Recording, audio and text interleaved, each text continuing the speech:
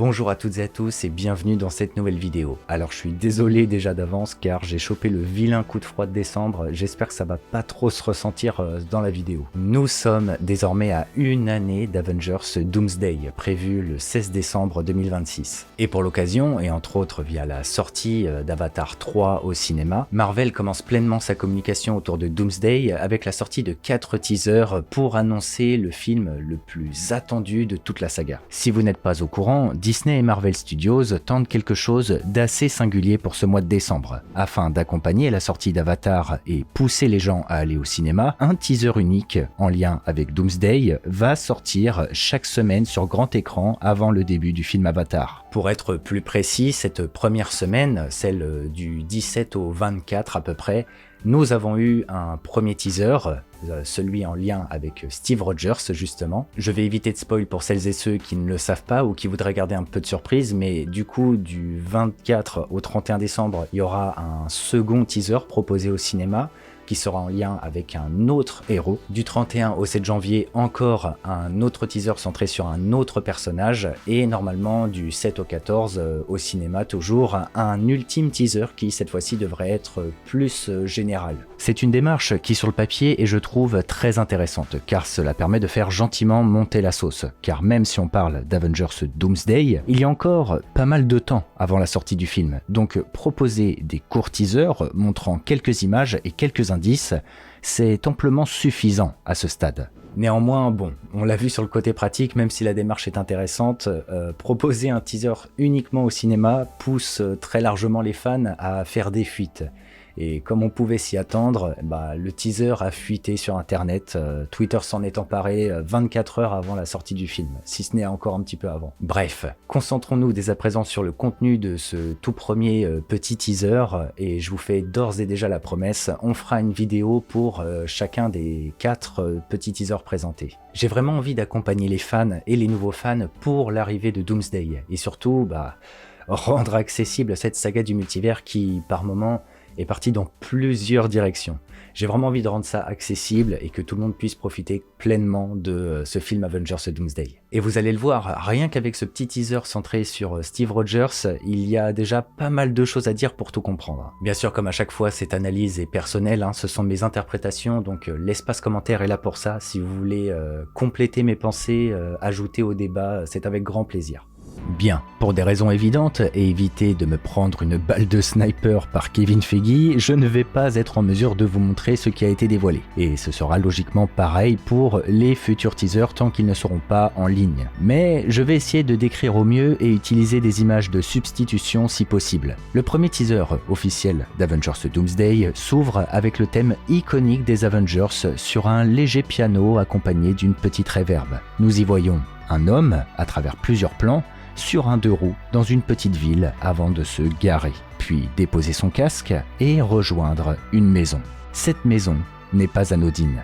C'est un lieu que les fans de Marvel vont reconnaître, car c'est la maison de Steve Rogers à la fin d'Avengers Endgame. Un élément rapidement confirmé car le plan suivant montre directement Steve en train de porter dans ses mains sa tenue légendaire qu'il portait dans Endgame, avant de la ranger dans une sorte de coffre. Le plan suivant nous révèle enfin le visage de Steve, avec une grande révélation.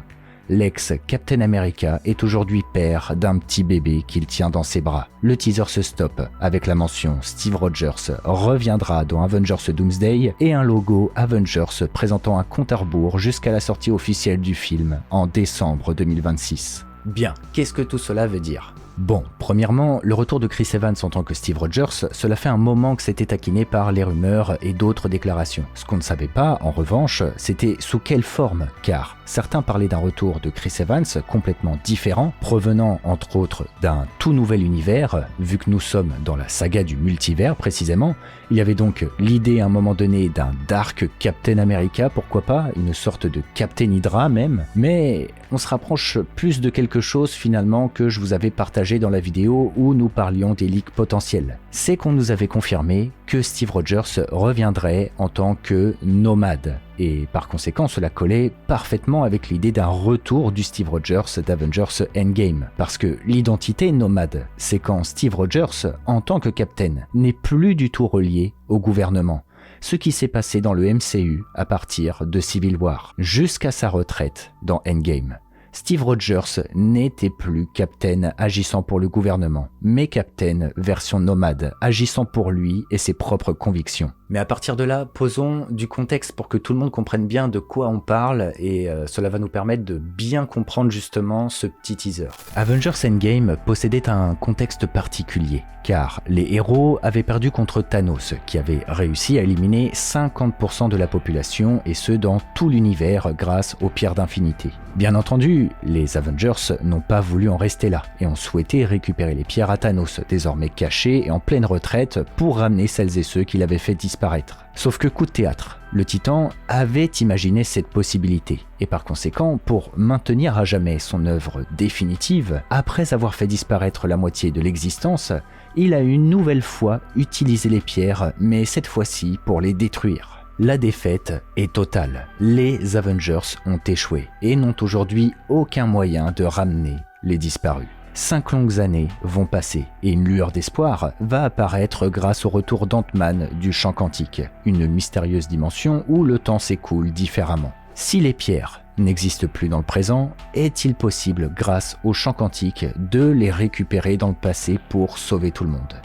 C'est la naissance du casse temporel. Grâce à l'intervention de Tony Stark qui va découvrir le voyage dans le temps, les héros restants vont s'unir pour voyager à différents moments du temps pour récupérer les pierres dans le passé. Une action qui peut avoir de très lourdes conséquences, car comme nous l'explique l'ancien, la mentor de Doctor Strange, détentrice de la pierre du temps, changer un élément de l'histoire, soit ici retirer une pierre d'infinité, changerait totalement le cours du flux temporel. Entre autres, dans le cas qu'elle présente, si les Avengers retirent la pierre du temps, les conséquences seraient dramatiques pour la temporalité de l'ancien.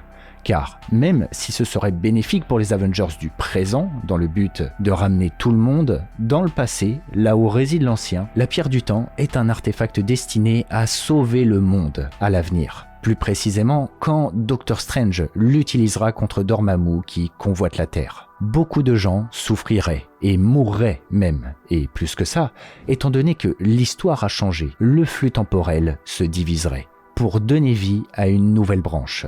C'est ce qu'on appelle un événement Nexus, un paramètre qui va pleinement voir le jour quand Tony et Ant-Man vont échouer à récupérer le Tesseract contenant la pierre de l'espace, permettant à Loki de s'enfuir alors qu'il aurait dû se faire emprisonner sur Asgard dans l'histoire de base. Bref, pour contrer les problématiques temporelles, Bruce Banner, notre iconique professeur Hulk, va faire émerger une solution. Une solution facile scénaristiquement, mais une solution quand même. Une fois les pierres exploitées dans le présent, les Avengers feront en sorte de ramener les pierres à l'exact moment où ces dernières ont été enlevées. Ce qui fait que, chronologiquement parlant, c'est comme si elles n'étaient jamais parties. Un rôle qui sera attribué à Steve Rogers à la fin du film.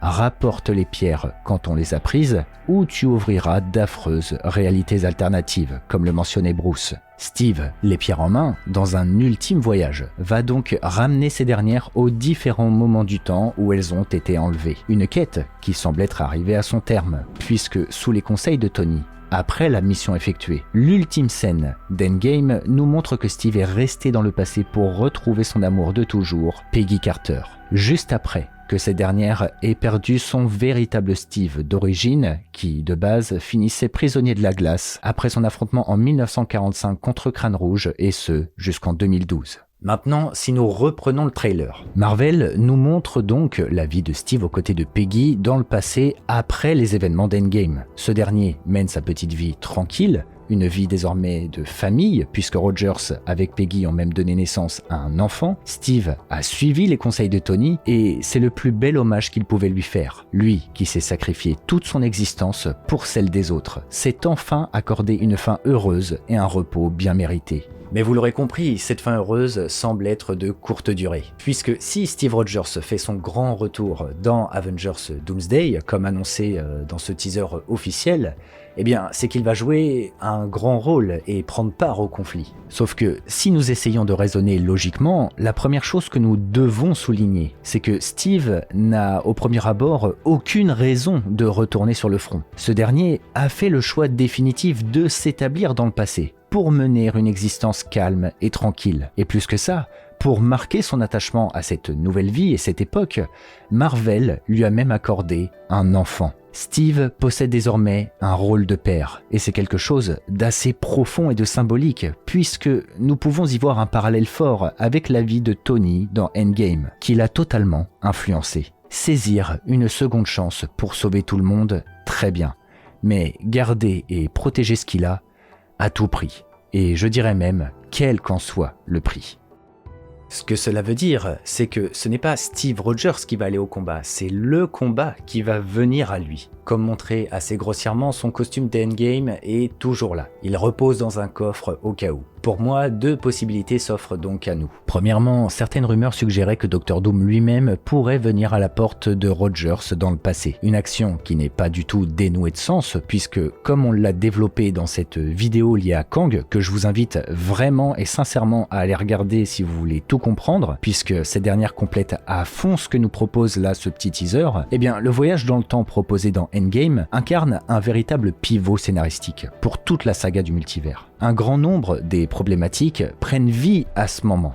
Endgame est plus qu'une fin, c'est également un début et une transition. Et les frères Russo en ont parfaitement conscience. Il s'agit de leur plus grande œuvre dans le Marvel Cinematic Universe. Et ils vont pouvoir la continuer et y répondre par le biais de Doomsday et Secret Wars. Le voyage dans le temps du film était un moment clé du temps pour la survie du flux temporel sacré dans le plan et la grande machination de Kang, alias celui qui demeure, gagnant de la précédente guerre multiverselle et le premier grand antagoniste de cette nouvelle saga. Le casse temporel était nécessaire et prévu par celui qui demeure pour assurer la survie et la continuité de son flux temporel. Mais nous ne savons toujours pas les conséquences que ce voyage aurait pu engendrer. Par conséquent, un Dr Doom rebelle ayant subi de véritables catastrophes multiverselles pourrait largement vouloir et trouver le moyen de revenir à la source pour confronter le problème.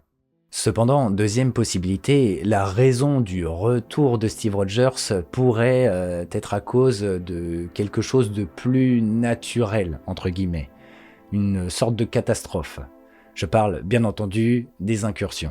Tout ceci provient de l'arc Time Runs Out des comics, qu'on a développé en long, en large et en travers, soit l'arc Le Temps Presse, où le temps est écoulé, l'arc source du prochain film Avengers Doomsday. Et les incursions sont un phénomène qui sera pleinement exploité au cœur du film. C'est la raison d'ailleurs pour laquelle Marvel termine son petit teaser par un compte à rebours.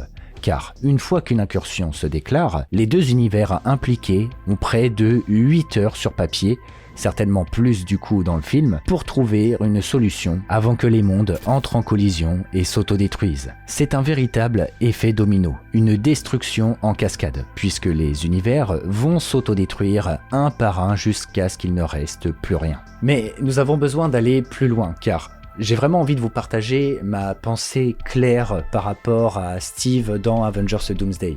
Bien sûr, cela n'engage que moi, mes idées et mes théories, mais avec ce que nous avons là désormais, je crois que Marvel va nous adapter un Steve Rogers inspiré très logiquement de l'arc Time Runs Out, mais plus exactement le moment où il devient un man out of time, un homme hors du temps dans les comics Avengers volume 5 et plus précisément du numéro 29 au numéro 34. Je vous explique très simplement.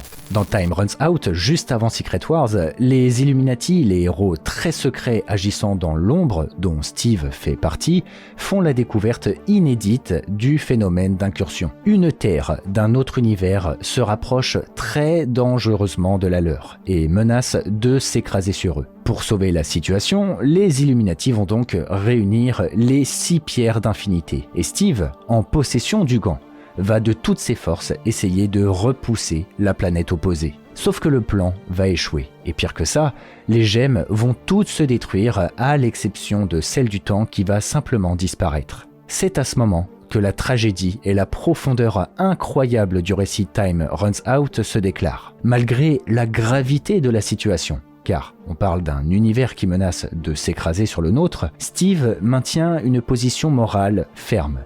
Chaque vie compte.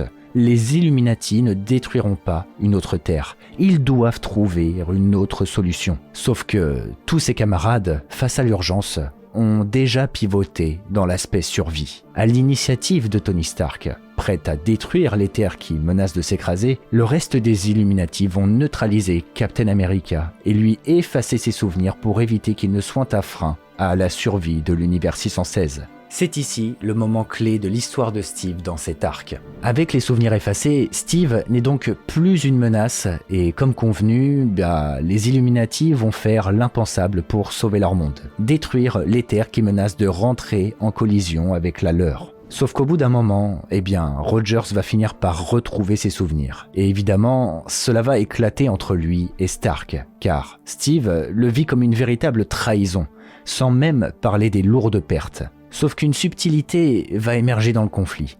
La pierre du temps qui avait disparu réapparaît dans la main de Steve Rogers comme si elle avait une dernière mission à accomplir. Cette dernière va donc réapparaître et se briser dans sa main pour le transporter à travers différents moments du temps. C'est là le moment clé qui pour moi peut servir de base pour Steve dans Doomsday. Car pendant que les héros vivent le chaos dans le présent avec les incursions, Steve Rogers va devenir pendant un moment un véritable homme hors du temps. Il va vivre un véritable voyage initiatique où il va sans le vouloir explorer le passé, découvrir les futurs alternatifs, les lignes temporelles et tout ça pour arriver à un but précis. En fait, c'est un vrai moment fort car Steve, qui est le héros le plus moral de tous les Avengers, celui qui en plus a déjà été victime du temps puisqu'il vient de 1945 à l'origine, va à ce moment, à travers ce voyage et grâce à la pierre du temps, découvrir une grande partie de la vérité. Les incursions sont réelles et surtout, elles sont inévitables. Aucune des timelines ne mène à une victoire ou une fin heureuse. Et ce que Steve doit pleinement comprendre, c'est que la véritable problématique, ce n'est pas